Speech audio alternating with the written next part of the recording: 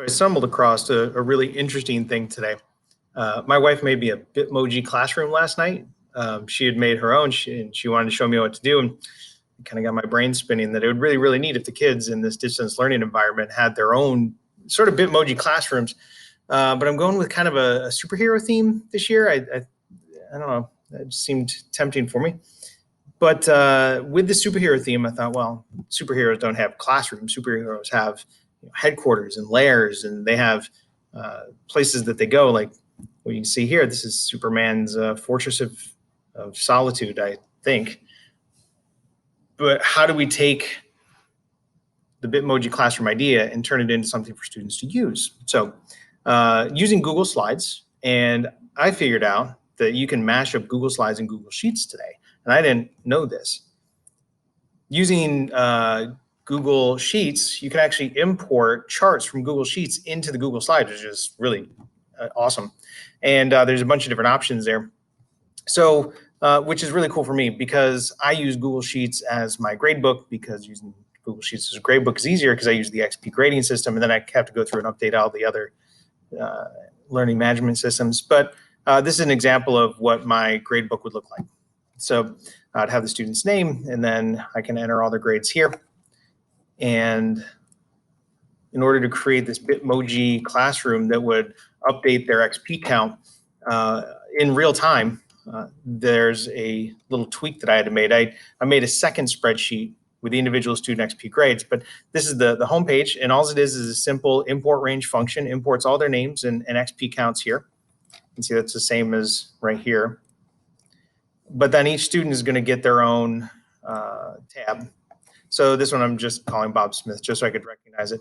So first name, last name, XP count. I made a little gauge, and you do that just by going to Insert Charts, and pops up with all this information over here. The data range would be D1 right here. And then you can kind of play with all the settings to get that.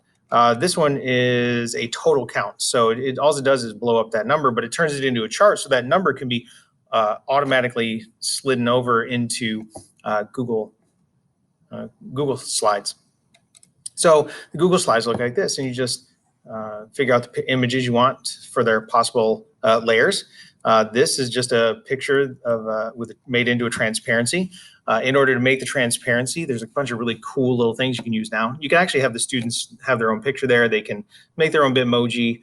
This is just a superhero that I found just as a test to see if this would work. Remove, I think it's called remove background, dot something or other, and it removes the background. I like using lunapic.com, and that has a bunch of tools that you can take and turn these things into transparencies, and you can move this guy around. My idea is that I'm going to use the Bitmoji classroom so that I can introduce other elements. Instead of badges, I think these superheroes are going to get keys to the city, and then you'd be able to I don't know, email them. I haven't thought this part out, but you can give them the image with a link so that they can click on the key to the city, and it'll be able to show up digitally, and it'll be able to show whatever I link to that image to. So here's the chart, and here's that chart over here. And what's really neat is as I update my gradebook, I will automatically update this chart, which automatically updates this chart. At least it should. Of course, it's not going to do it automatically now, but it will. When I go give it a second, it'll ask me to update. Let's see. Yeah, here we go. So update, and then the student would just have to click update, and there's their XP count. I had toyed with the idea of actually trying to have a chart that would show all of their assignments. It looks a little funky. It doesn't fit nicely onto the Google slide, but it's possible to do something like that with a bar graph. Now, in order to change all this, because again, my boys love playing Fortnite. They love those costume changes. All you got to do is insert, you find whatever picture you want. And again, this is just proof of concept. Copy the image, take that one out, paste that one in, play around a little bit with back and forth, and send it to the back.